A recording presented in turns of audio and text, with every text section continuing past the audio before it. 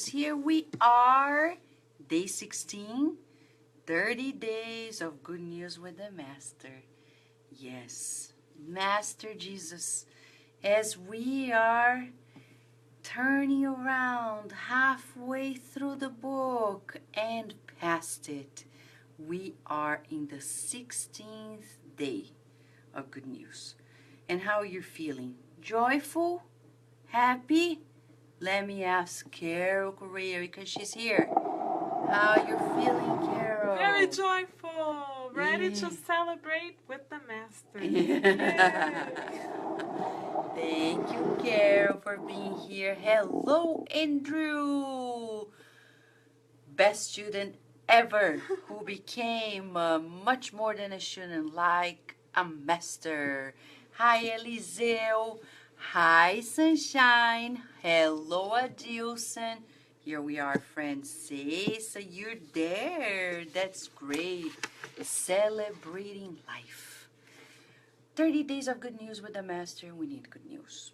We need good news, but truly, truly good news. News that will last for immortality. Hello, Rita Di Cassia and Raquel. I'm grateful you're here too. Angelita, Solange, Rosemary, you're here. Good seeing you here too. So friends, let us prepare ourselves for these therapeutic moments. Let us recall, for those who are entering today, why are we doing this? Well, you know, after the elections, people were concerned, distraught, etc. Then our dear mentor Joseph reminded us, you know, we need to reach out to people. So we started a series of studies, live studies, 21 days with Paul and Stephen, and now 30 days of good news with the Master. Since we're really at the dawn of a new era, so that's why we're studying at midnight. It's not weird. The first reason is to really make this effort like the first Christians. They had to go to the catacombs in the middle of the night to really share these teachings, the community feelings together because they're being persecuted. And also, we're doing this at midnight because midnight represents the beginning of a new day. 12:01 means a new day. It's dark. The darkest hour, but we're coming very close to the sunrise, the moment in which the rays of light come and illuminate us on the earth. It's also about the renewal of ourselves, the inner transformation. So these are the reasons why we're doing this. Hello, Joyce. And we're here together. Today is very interesting. Each and every chapter of this book, Good News, that is yet to be published in English, but ready. I have it here for you. Proof. It's ready to be published. Lots of hearts, Carol. Feeling the love. And as Carol says, the love feels good, right? Always. This chapter, every chapter, Humberto de Campos, the author, focuses on one person. Why? Because it's an opportunity for us to know more about the many different facets that we have. Today is about Thomas. The title of chapter 16 is Thomas' Testimony. Let us see the context. Humberto de Campos is a wonderful writer, and he describes the scenario in the following way. Thank you, friends. Hello, Jussara. Love the tulips. Love it. Beautiful. So, friends, here we have Mark's narrative. You know Mark the evangelist tells that Jesus, when returning from one of his trips, walked into the territory of Dalmanutha, where several Pharisees stood arguing with him to test him. Demonstrating the pain that the environment of misunderstanding caused him, the Master exclaimed with serene energy, "Why does this generation seek a sign from heaven?" Yeah, hello to Mentor Joseph. Yeah, I know. He's always with us. And thank you, Mentor Joseph. Yes, he's saying hi back to all of us. Why not? But friends, did we observe the first therapeutic lesson of the day? Our mirror neurons in the brain. Are you familiar with mirror neurons? Mirror neurons are those that help us learn from others. Science has proved to us since the beginning of the 21st century that it takes observation to start learning. You don't have to incur in complete action for yourself to build the structure in your nervous system for what you're going to learn. It takes observation. So, you want the first quiz? Here we are. First quiz blinking. 0 to 10, 0 to 10, blinking. Can you imagine the line? 0 to 10, Carol? Like it. 0 to 10. What is the question? The question is, how good of an observer are you? Are you good at observing? And when I say observation, it's all about this moment in which we objectively pick up the facts. For example, look around the room where you're in. For example, here. What do you see besides me? You see this picture? Jesus and the disciples. Pretty, huh? Uh-huh. We don't say pretty because that's not objective. It's subjective. We just say a frame of Jesus' picture with the disciples. That's all that is. You can describe the color. You can describe anything else that you want. But objectively speaking, the walls are creamy and whatever you're seeing also in your room, but you don't put qualities because those are subjective, okay?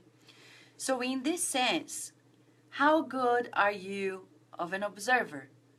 0 being not good at all, 10 being wonderful. I'm a great observer. I can be very objective at observing.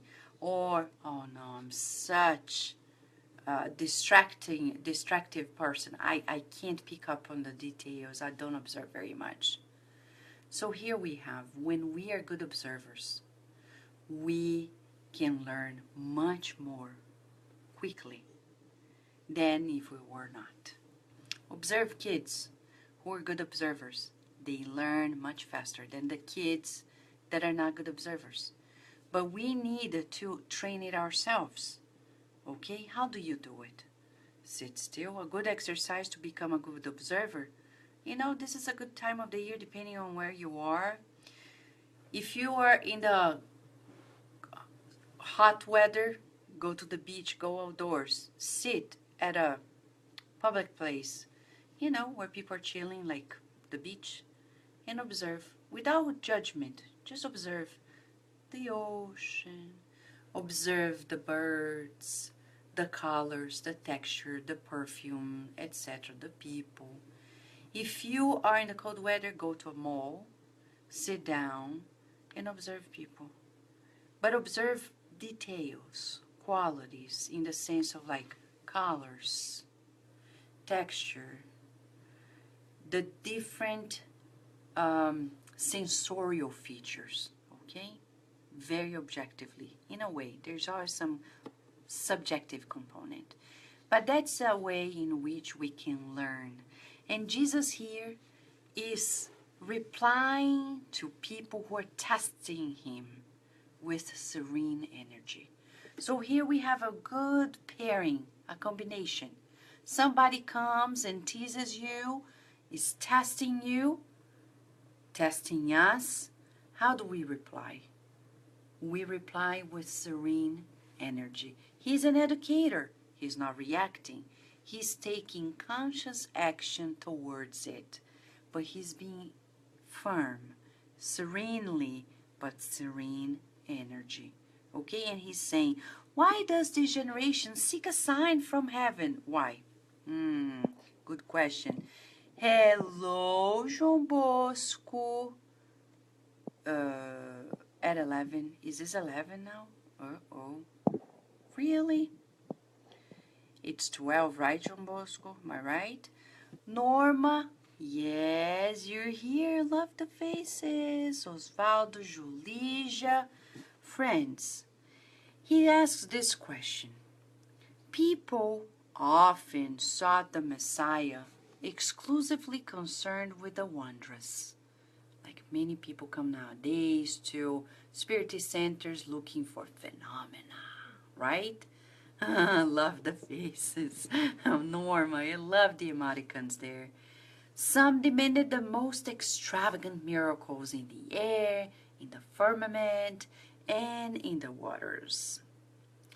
Did Jesus not claim to be the Son of God? People thought, Julie and John Bosco loved all the faces, the signs, and everything.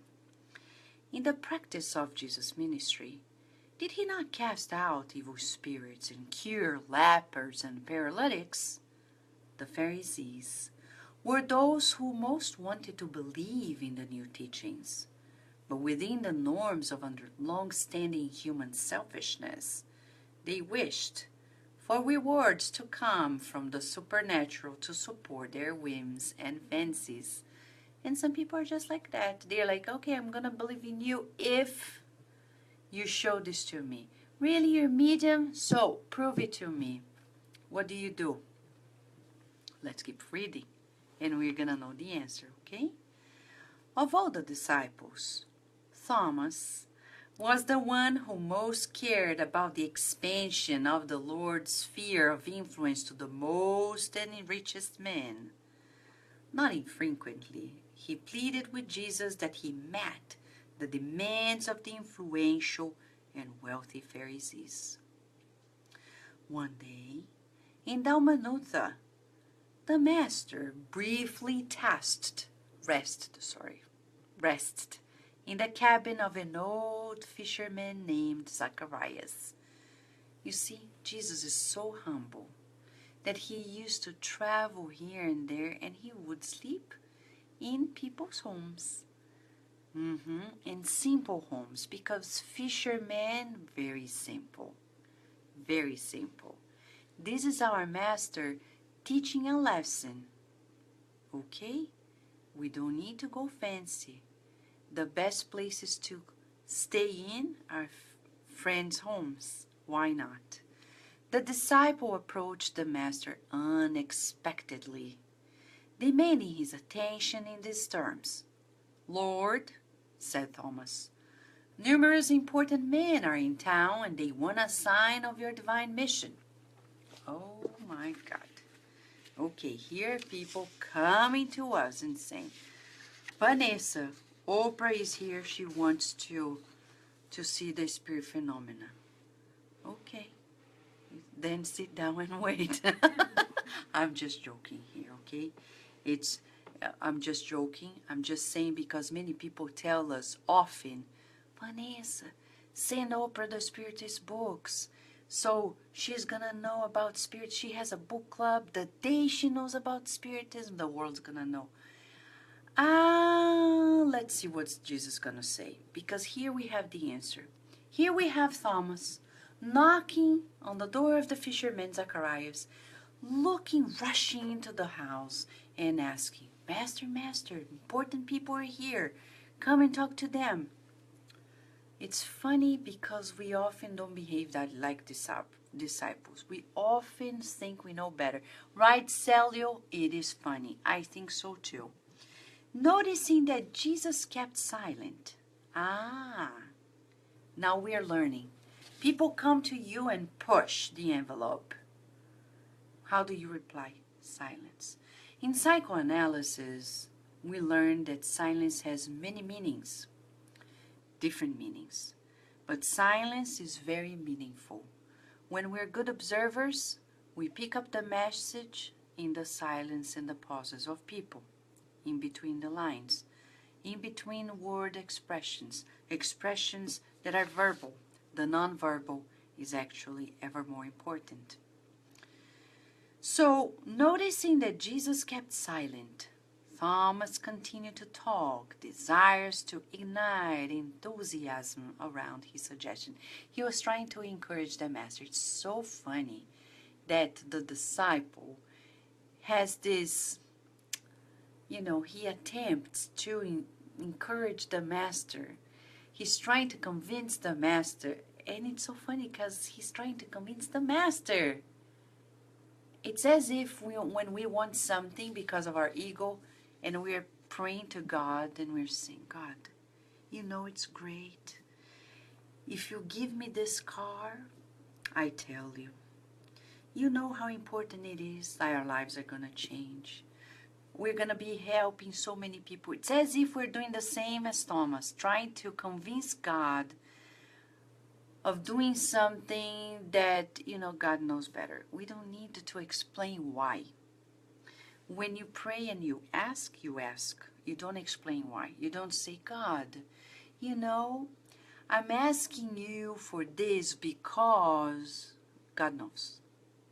You just say, I need this, I think. Please show me if this is the right way. Show me if this is convenient for my growth. But you don't need to explain. That's why some people don't pray.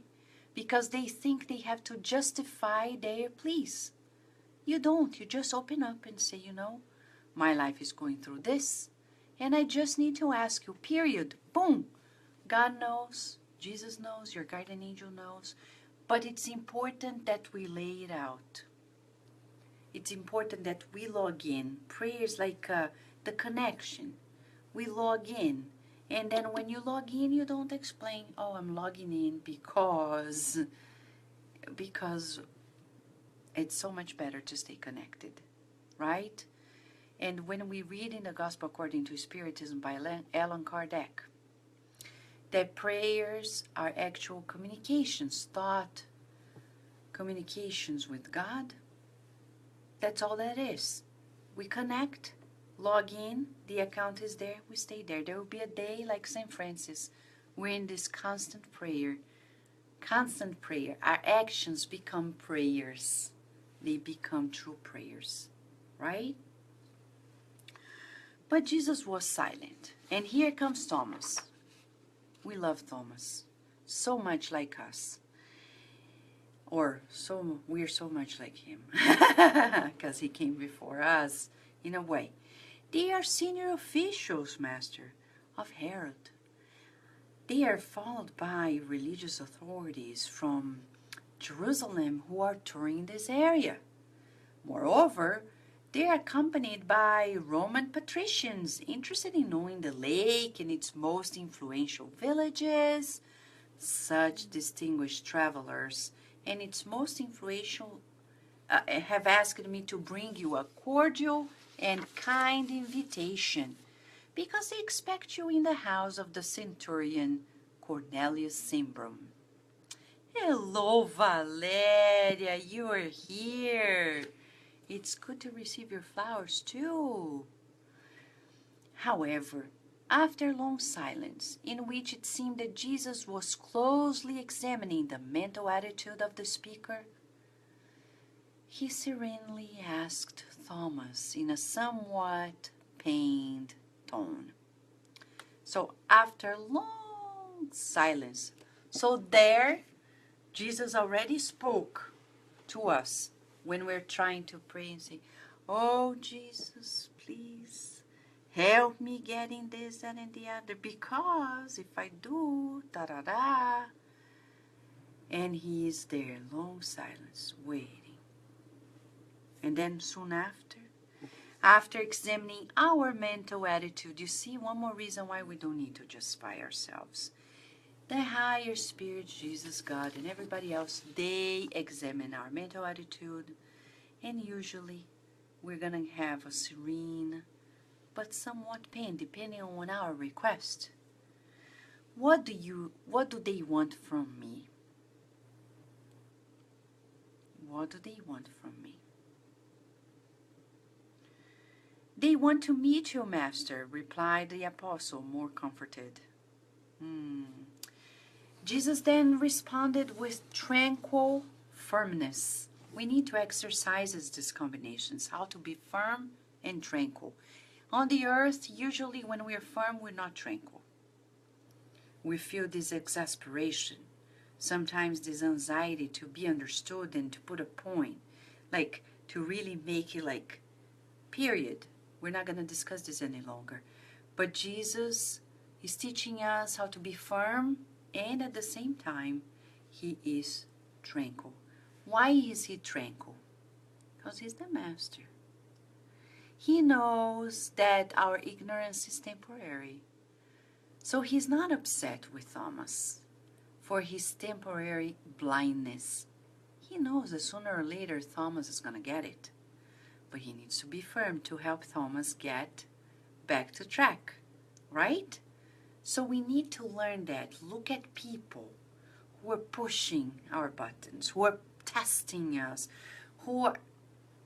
and we look at them and say, you know, sooner or later they're going to get it. I don't need to be exasperated. I don't need to lose my cool. Let me be tranquil, but firm, to help them out. So Jesus then says, they do not need to see me, but to feel the truth I bring, but they need to feel the truth I bring from our Father. Oh my God. So now we know the answer. People come to you. You're a medium. You believe in spirit, so prove it to me. And we, with tranquility and firmness, say, you know, you don't need to see anything. First, you need to feel it. You need to feel God's truth. Because phenomena are not produced by us. It's nature. It's like somebody coming to us and say, show me gravity. Okay, let me call an expert. He's going to show it to you. But still, it's not simple. Because it's not something you see with your eyes like that, the force of gravity. You can see the effect of it, right? It's like the germs. If you have a microscope, you may see them. But if an expert tells you, I see germs and I know they are here, you're not going to say, yeah, but I can't see them, so I don't believe in it. So I'm not going to lose my cool if somebody comes to me and say, you know what, Vanessa, I don't believe in germs. Okay. Okay, that's okay. But the day you get sick when you eat something without washing your hands, then you're going to know. You're going to feel the truth. You're going to feel the truth, right? Hello, Justina. Good seeing you back here. And Narciso is here. Yay. I did something too. Okay, yeah.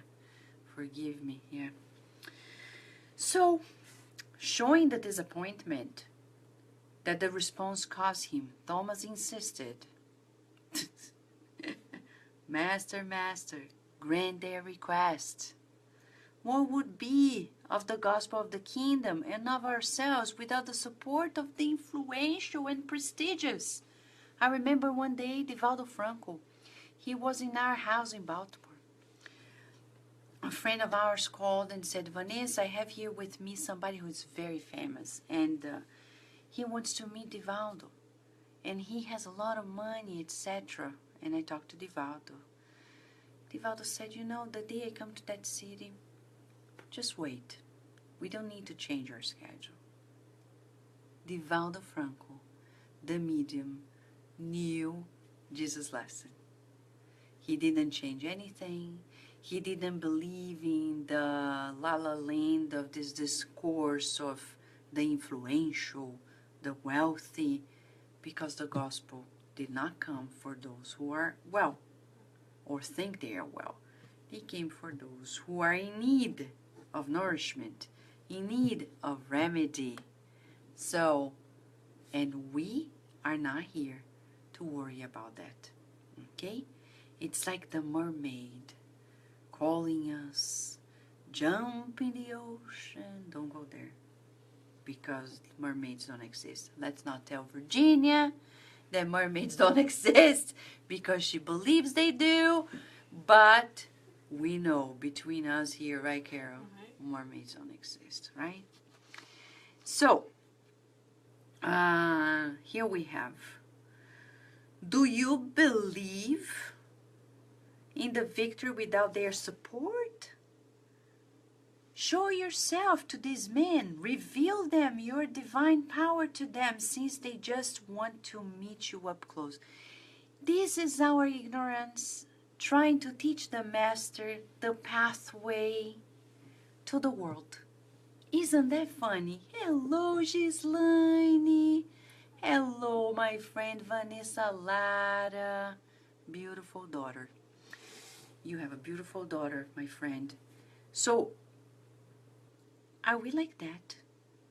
Trying to teach Jesus the pathway?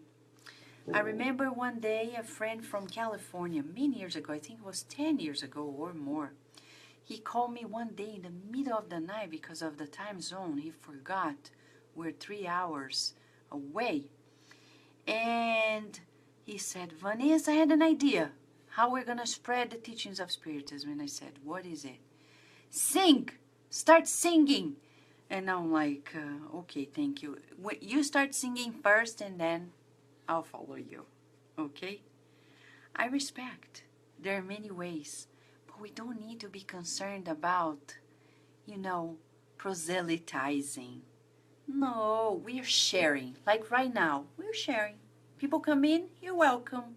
But we're not knocking on people's doors saying, hello, if they come, welcome.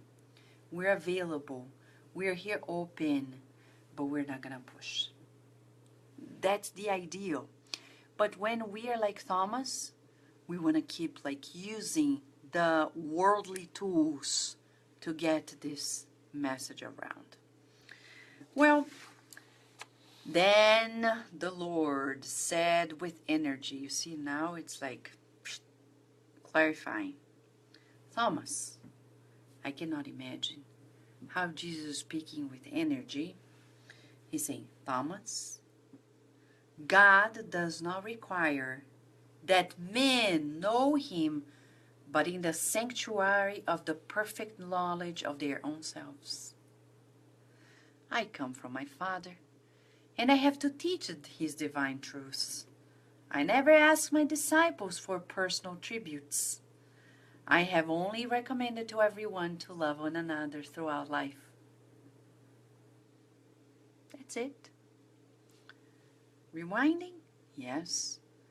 God does not require that we human beings know him, but in the sanctuary of the perfect knowledge inside of themselves.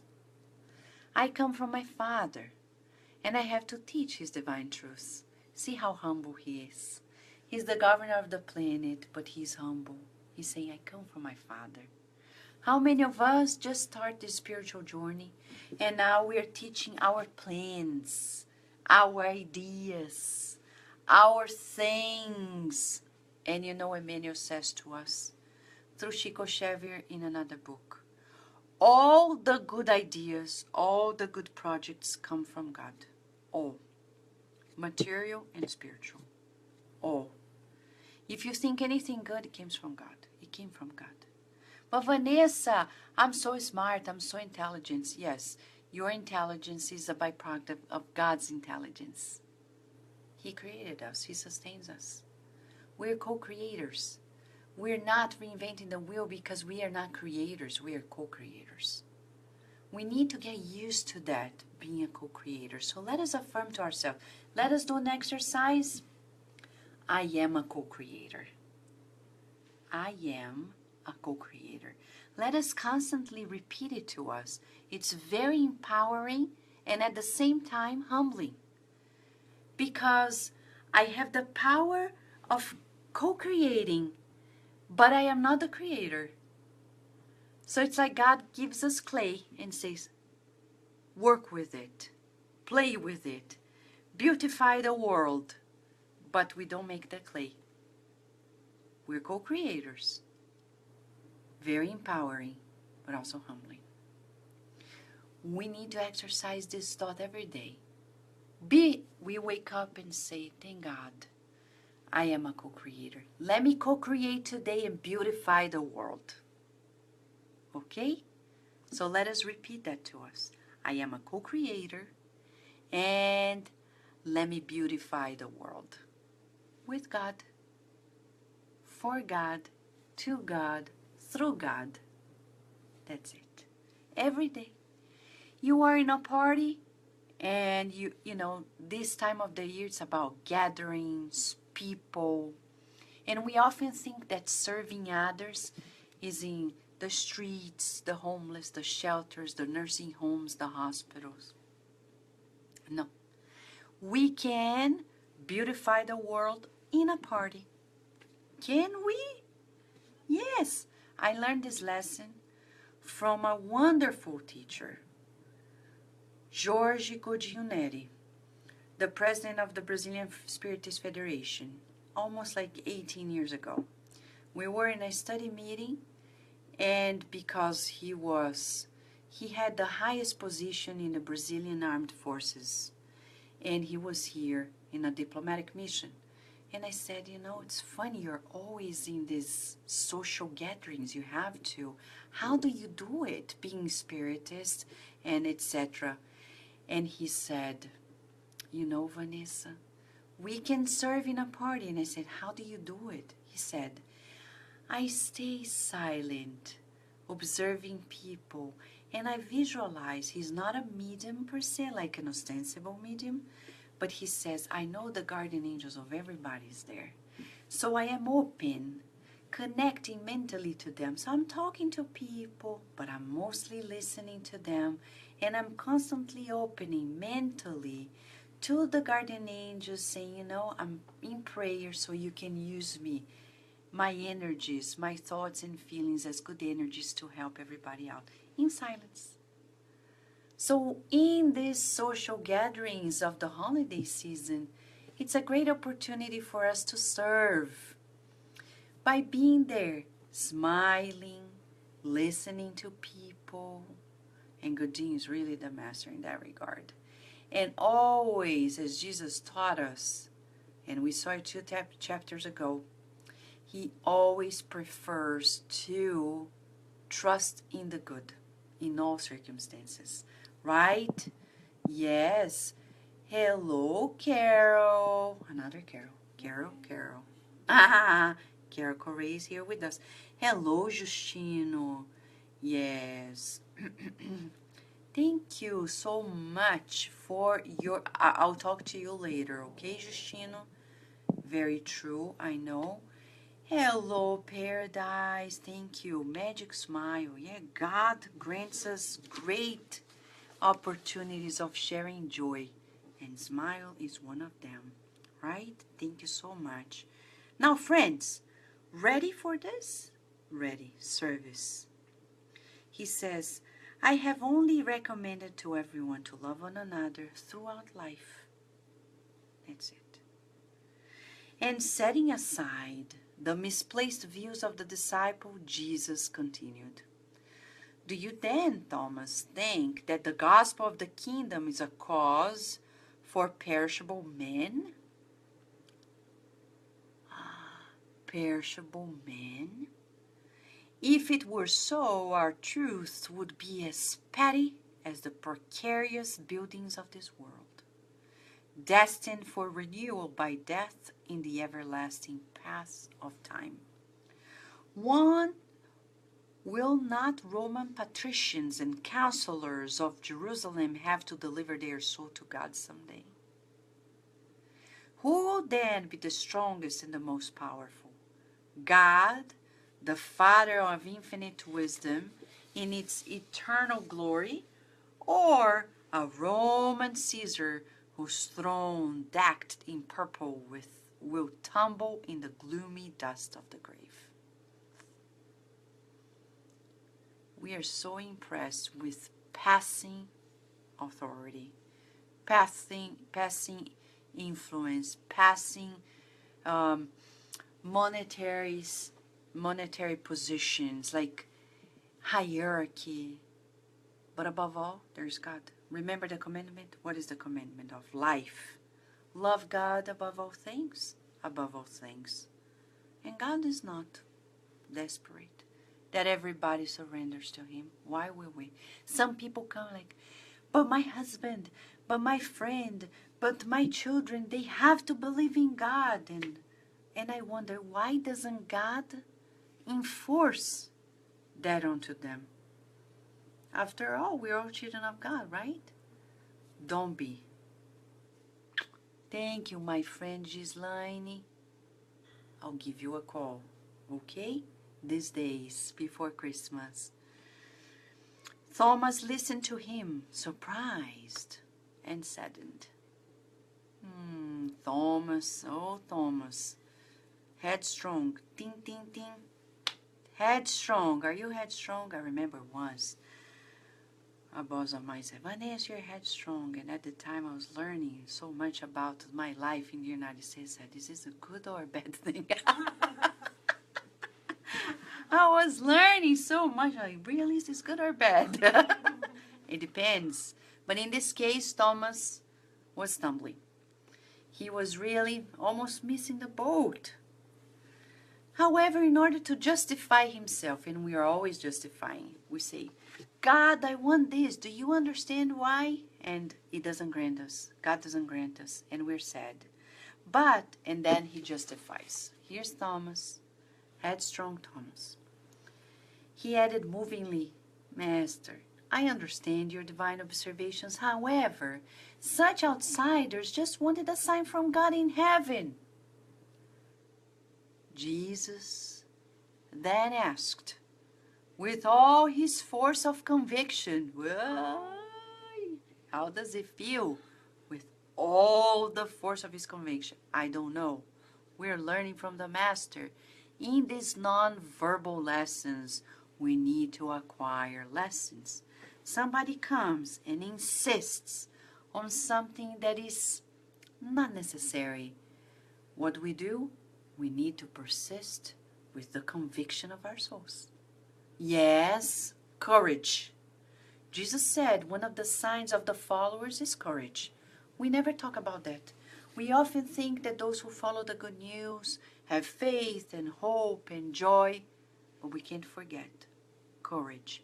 And Jesus is the role model of courage.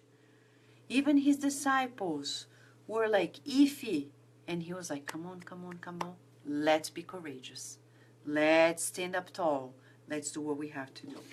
So he turned to Thomas and said, but if they are unable to perceive the presence of our Father, how can they recognize a simple sign? If people don't believe in God, they don't feel God, they're not going to see God. Because you first feel it. And then you're able to see. This is a passage in the Spirit's book by Allan Kardec. It's actually in the first part of the book. Questions and answers. What is God? What is God? First question. Not who is God, because not a person. What is God?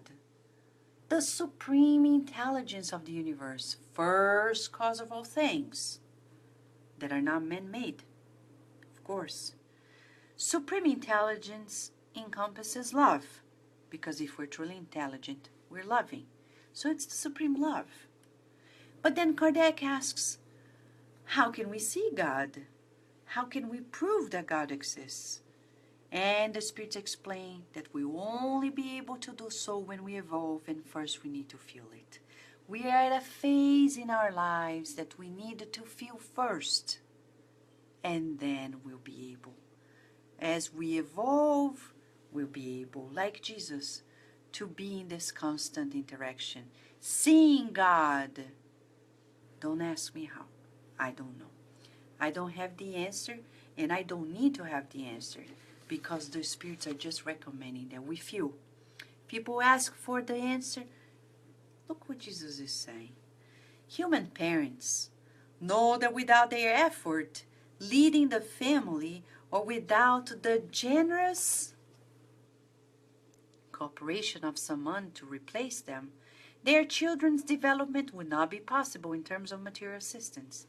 People in the world can find in nature the exact blueprint of the loss, and yet they always insist on denying the assistance of the divine providence. Precisely what the Spirits told Kardec through the mediums of the time.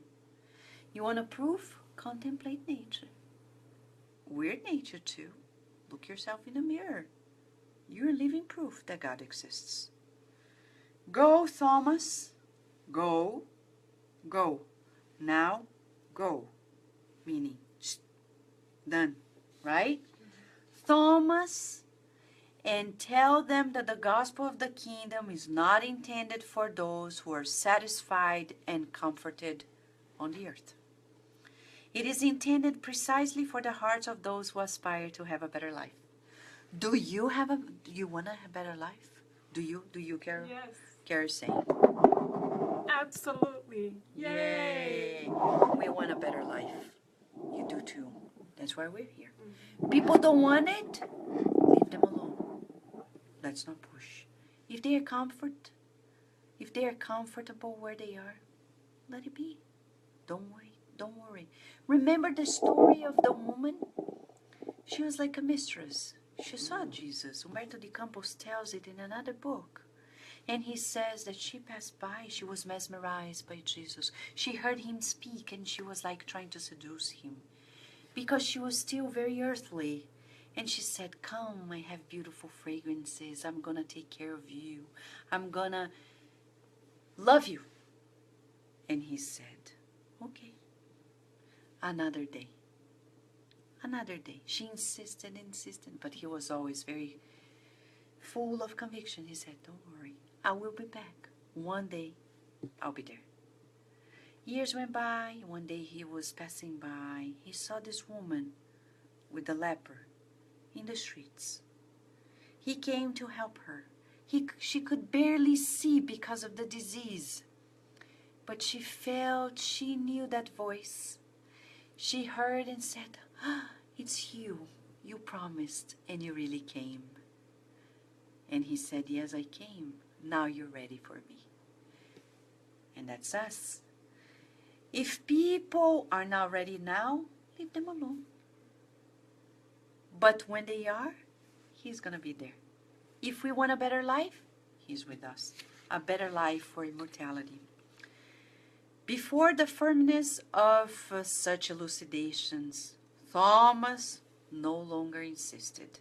You love this, Osvaldo? Me too, yeah? Don't insist, friends. Let us keep people in there. Let's respect. Remember the concept of justice in the Spirit book? Justice is respecting people's rights. If they want to be materialistic, so be it. The problem is, are we materialistic? What is to be materialistic? Is to put the needs of the material world above the immortal spiritual ones. If every day I'm concerned and my goals, my ideals in life are constantly reminding us about the material things, then we are materialistic. Though we know of all of these teachings, no difference with those who also cherish material goals. I remember an acupuncturist, one of my first American friends in the United States. I was receiving her help therapeutically. And one day I came to her and said, I'm discovering a new America now. I discovered that our dear friends Americans are not as materialistic as I thought at first. And she was so insightful. She turned to me and said, Vanessa, that's a sign that you actually turned the page of your own materialism. I was 25 years old. I can't believe it to date. The wisdom and how much I started learning from her. She taught me a lesson I will never forget, how much we project onto others. Things that we feel and we see in others. And she was right. Because Americans, like everyone in the world, they are loving human beings, so generous, so open-hearted, and we express ourselves differently. That's all that is. The diversity is in how we express ourselves, our cultural differences, right? Hello, Rosemary. It's wonderful, really wonderful being here, right? So, here we have. He didn't insist. However, he still asked hesitantly, Master, what will then be our password? How can we prove to people that our efforts are with God? Are you ready? I think Kara's gonna cry. Oh, yes. Why, Kara? I'm sure. And you may cry, I may cry, and that's valid, okay? It's normal. By the way, I've heard the other day there is a beautiful project in the United States encouraging men to cry in public. Beautiful. I think it's great. We need to change this taboo of crying. Men and women cry. We all have our, lacrimal glands to be used, okay? I often tell Carlos, if God made them, you better use it. Use it. Do not abuse it, but let's use it, okay? So Jesus said, what is the password? How we're going to prove that God is with us? Let us listen from the Master. The good news now. Good news. A single tear that consoles and enlightens a tormented heart is worth more than a tremendous sign in the sky, solely designed to impress the meager senses of individuals. And Karen's crying. Thank you, Carol. You're crying for me too. I feel it too. Do you feel the scripture? A single tear that consoles is worth more as a sign. Oh, Solange, you're crying of joy, right? What a lesson. No wonder Chico Xavier, with his amazing mediumship, he didn't become a healer, a healing medium, like ostensible, like going there and say, I'm a healer, come and heal. Why? What for? Because deep inside, it's not about proving. It's about loving. When we love, we don't need to prove anything. When people say, prove to me that you love me, they're not feeling that we love them. So we need to work it out. We can't ask them, just trust me, I love you. Okay, it's not about that. It's about expressing love. We need to polish that, to fine-tune our expressions of love, right? Exactly. Oh, Vanessa, I know you're from Somerville. Yes, yes. I love the group in Somerville too. And I miss them all. That's a sure thing. So, our password, Thomas, is our own example. In humility and work. Whenever you want to enlighten someone's spirit, never show him that you know something. Suffer with their pains. However, you shall gather results. So if you want people to feel the love of God, love them. Be with them. You know the difference between sympathy and empathy? When people are sympathetic, they kind of know the situation, but they don't feel it. So it's as if somebody is at the beach and they are and they need help, okay? And they're drowning. And you have sympathy for them. Oh, they're drowning. Come, swim to the right. Now to the left. A little bit forward. No, a little bit backward. Jump that wave. That's sympathy. When you have empathy, you jump in the water and you go there and you rescue the person. You know why? Because you're feeling what they're feeling. Jesus was not simply sympathetic to our pains. He was so empathetic, he jumped in the waters of the ocean of life. He is swimming to date in the waters of the ocean with us. He is with us day in, day out, struggling with us in our pains. He's there with us. He's there. He's not telling from above, go to the right, go to the left. He's constantly with us. And He is guiding us out of the drowning moments of our ego. And He stays. Stay cool. Be faithful. Right? Oh, we feel it. If you care for a friend, well, actually, there's one moment. Redemption consists in loving intensely. You want to redeem yourself? We always talk about our walk through redemption. And people are like, Vanessa, what is this? I have to redeem myself. Redeem means what? Exchange something. Right? Because we talk about redeeming also economically speaking. Right? Redeem the coupon. So what is it? The redemption? Like, I have like to have a spiritual coupon to redeem. Yes. It's love. It's love. Redemption consists in loving intensely. That's our pathway of redemption. Are you loving intensely? Yes, this is a quiz. Scale 0 to 10, 0 to 10, 0 to 10.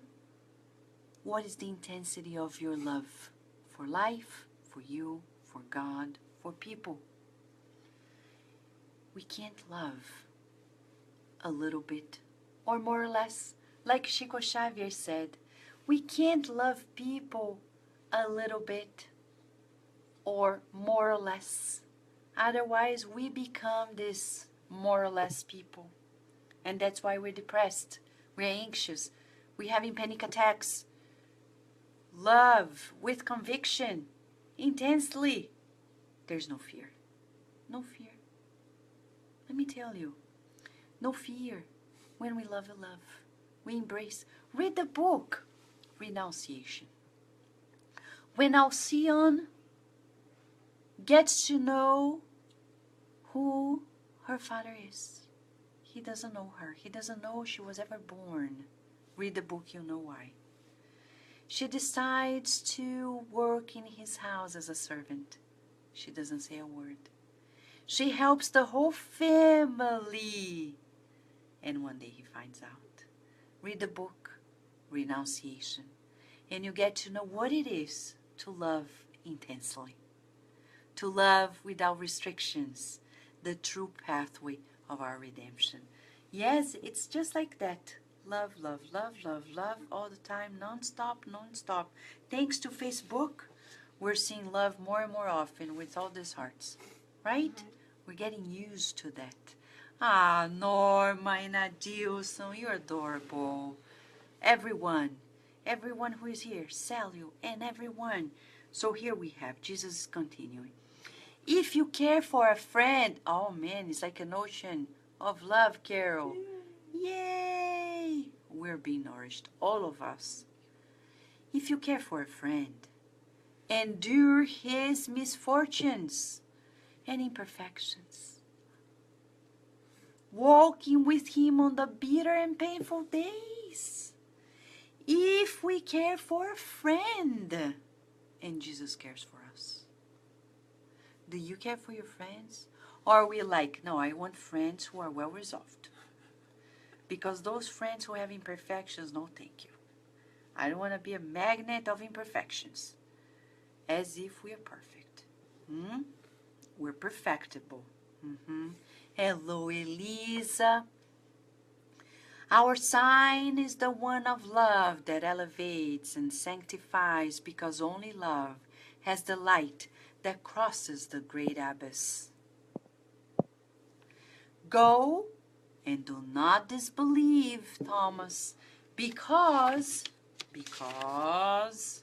we shall not triumph in the world only by what we do, but also by what we fail to do within its false greatness. This is a new rule we've learned with Jesus. And then Spiritism comes and explains why. When Kardec asked the spirits, and it's in the spirits book, forgive me, I don't recall the number of the question and answer, but it's there. Kardec asks, does it suffice if we just don't do any evil in the world? And the spirits reply, the high spirits, they reply through the mediums of the time. Well, those who are not doing good, they are doing evil. Because good and evil are complementary sides of a coin. Evil is the absence of goodness, like light and darkness. Darkness doesn't exist. It's the simple absence. It's simply the absence of light. Evil is the absence of goodness. If we are not doing the good, we are doing evil. And Jesus was saying, it's not suffice to do good or not to do any evil, but we have to do good. We have to be good co-creators. What is the affirmation again? I am a co-creator, right? Let me beautify the world with God. I'm a co-creator. Let me beautify the world with God. And one more time, I'm a co-creator. Let me beautify the world with God. Don't be shy. Be courageous. Go, use the tools that God is giving to you.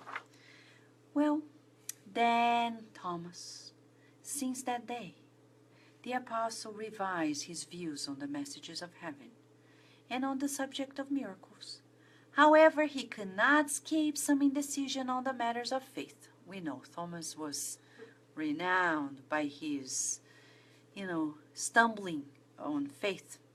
He could not erase from his imagination his wish of a widespread and easy victory of the gospel for the immediate renewal of the world.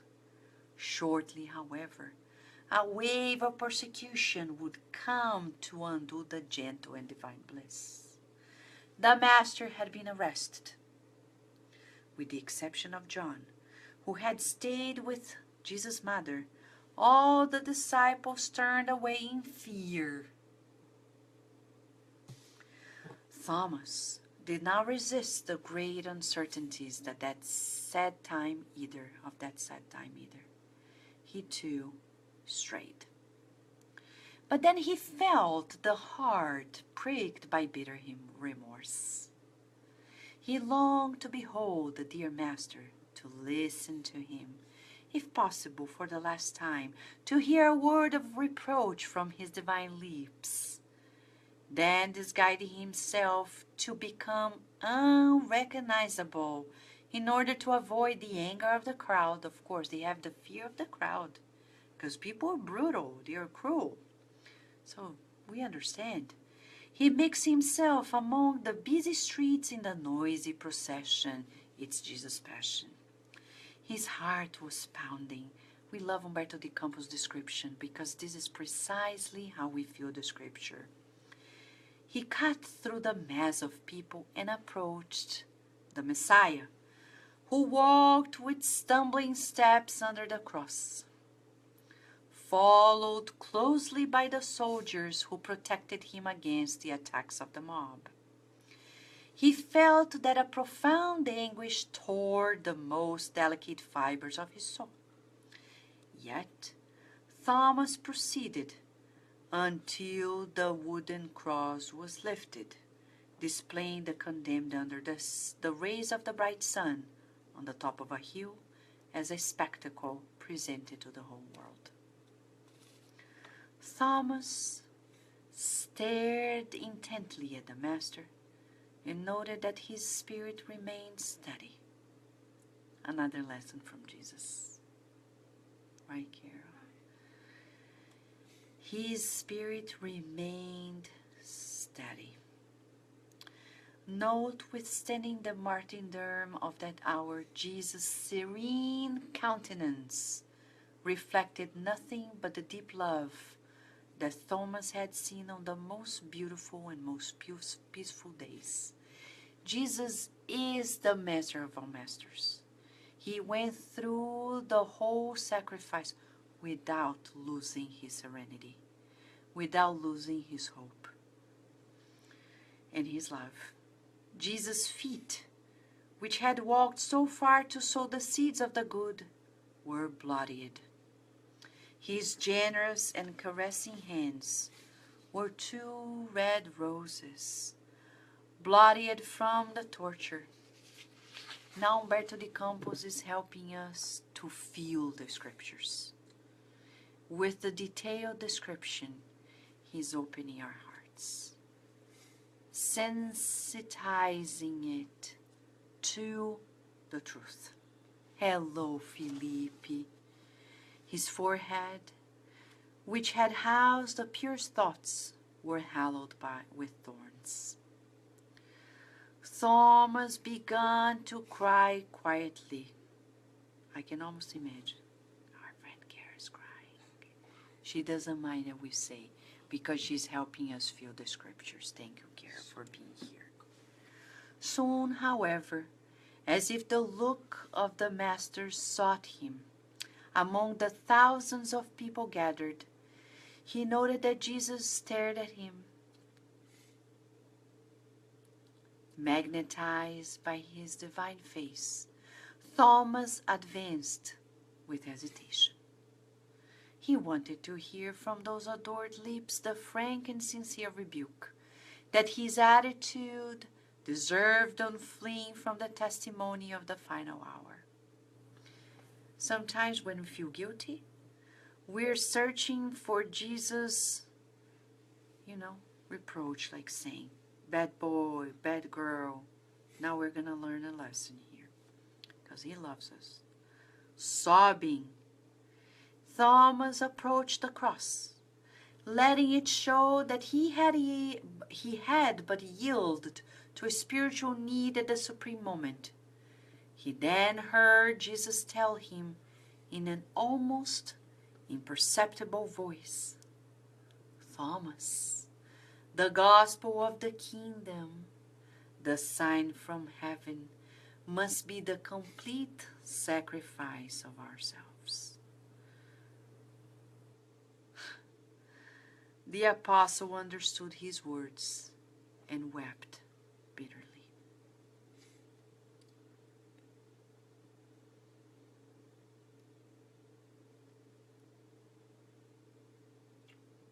The gospel of the kingdom, the good news of the kingdom, must be the complete sacrifice of ourselves. The Thomas inside of us is being taught tonight, or this morning, or this afternoon, depending on where we are in the world. Are we sacrificing ourselves, meaning our ego? Because Jesus is asking us, if we want to live the good news, sacrifice the ego. Where? At home first. Right? At home, before we wrap up today, friends. We're almost done. Let us feel this lesson deeply inside of our hearts. And ask ourselves, so we feel the scriptures. What do I need to sacrifice? Don't sacrifice food. No. Going on a diet is a matter of health. That sacrifice doesn't count. It's of the immortal spirit. Right? Thank you, Solange. Jesus is our sunflower. He is beautifying our inner world. Friends, we need to sacrifice the ego. That old man and woman from many lives. They want the recognition from all. They want applause. They want gratitude. They want people to be treating us VIP. We're here to serve. When we're ready to serve, we don't expect VIP treatment. We serve. In this holiday season, be ready to serve. Sacrifice your ego.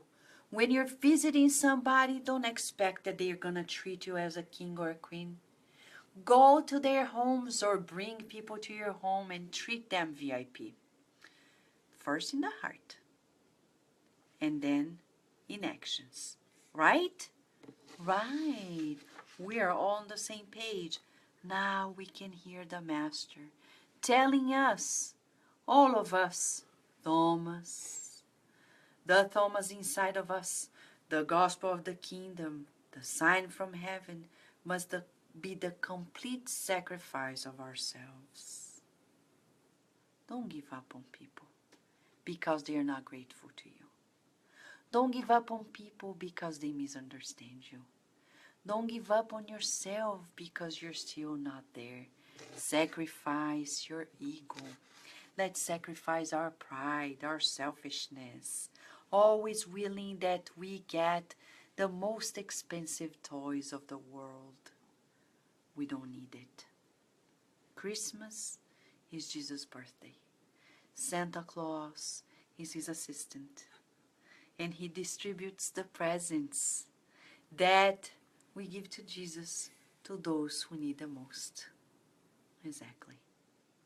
Today I got to know, and I'm going to share this with you, of a Spiritist center in Brazil that is turning to be 100 years old. I was talking to its president, a woman who is 89 years old, almost 89. And she was talking about their Christmas party to the least privileged in the city. And she said, you know, we gave this, that, and the other, but we couldn't give the gifts to the kids. And I said, why didn't you tell us? Oh, because you're far away. We're here in Brazil. And I said, you know, we can always do something, right? We can. We need to search for the needs of others. How can we let our child go by Christmas without a gift? Not only our kids, every child. We need to find out. We need to find out. Where are they?